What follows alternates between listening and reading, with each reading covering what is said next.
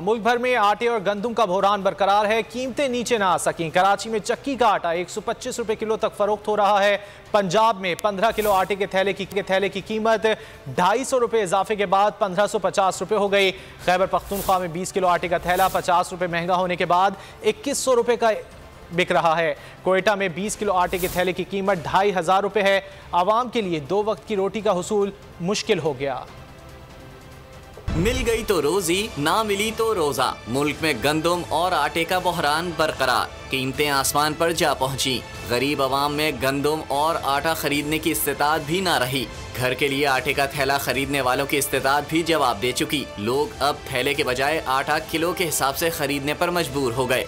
खल्के खुदा इस जुल्म पर फरियाद करती है मगर सुनवाई नहीं। अब 110 रुपए किलो का एक आटा जो एक तोड़ा लेता था वो आज 1 किलो के ऊपर आ गया है। आटा इतना महंगा हो गया, जो दिहाड़ीदार बंदा है वो आटा ले नहीं सकता। जुदा हुकूमत को चाहिए आटे पर कंट्रोल करे और ये जो आटा यहाँ से बाहर स्मगल होता है उसकी रोकथाम के लिए भी काम करना चाहिए। कराची में चक्की का आटा 125 रुपए फी किलो में फरोख्त हो रहा है। पंजाब में एक हफ्ते में आटे का 15 किलो का थैला 250 रुपए महंगा कर दिया गया। अब पंजाब में 15 किलो के थैले की कीमत 1300 से 1550 रुपए तक कर दी। खैबर पख्तूनख्वा में 20 किलो आटे के थैले की कीमत 50। अगर आपको ये वीडियो पसंद आए तो लाइक पर क्लिक करें। रुपए बढ़ा दी गई। अब 20 किलो का थैला 2100 रुपए में फरोख्त हो रहा है। जबकि बलूचिस्तान में 20 किलो आटे के थैले की कीमत 2500 रुपए तक जा पहुंची। आटे की इन कीमतों के बायस गरीब आवाम के लिए 2 वक्त की रोटी का हुसूल भी मुश्किल हो गया है। घरों के चूल्हे ठंडे पड़े हैं मगर किसी को परवाह नहीं। सिंध में एक तरफ सैलाब तो दूसरी तरफ महंगाई का तूफान बरपा हो गया। शहर कायद में 10 किलो चक्की के आटे का थैला 1250 रुपए तक जा पहुंचा। शहरियों का कहना है कि इस महंगाई में एक वक्त का खाना खाना भी मुश्किल हो गया है। मजीद तफसीलात बता रहे हैं नुमाइंदा बोल न्यूज़ मुस्तफ़ा भुट्टो। में एक तरफ सैलाब, दूसरी तरफ महंगाई का तूफान है। आटे की कीमतें मुल्क की बुलंद तरीन सतह पर पहुंच गई है। इदारा शुमारियात के मुताबिक आटे की कम से कम जो कीमत है 115 रुपये फ़ी किलो मुकर्रर की गई है। सर, महंगाई बहुत बढ़ गई है, आटा बहुत महंगा हो गया है, इस बारे में आपकी क्या राय है? 120 रुपये किलो आटा हो गया, वो 450 रुपये घी किलो हो गया। मजदूरी हमारा पास है ही नहीं, इधर 40 मजदूर काम कर रहे हैं।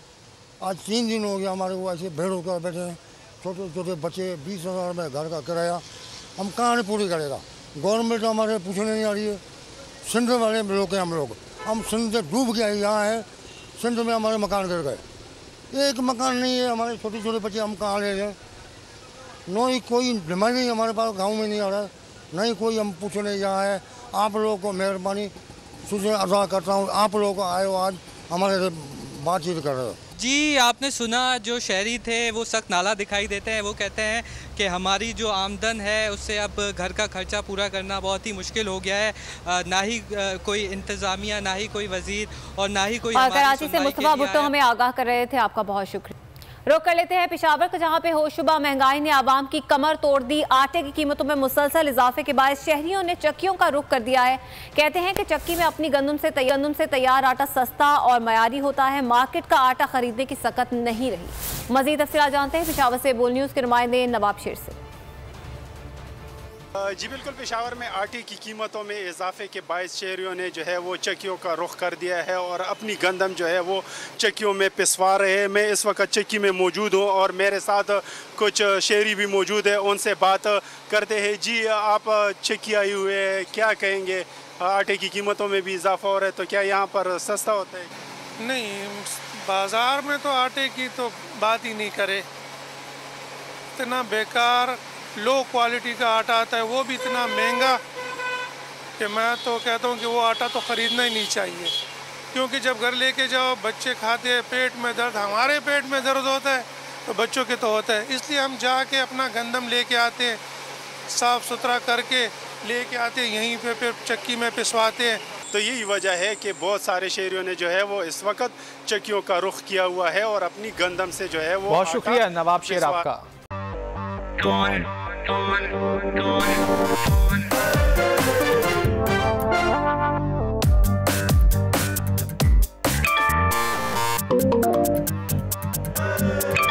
कुछ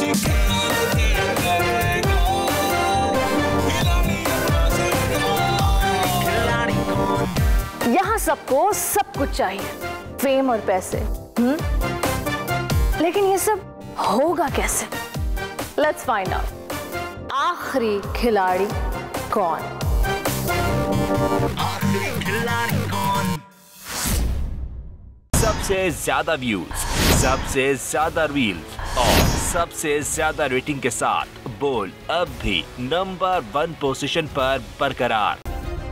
सब्सक्राइब करें और बेल दबाएं ताकि कोई खबर रह न जाए।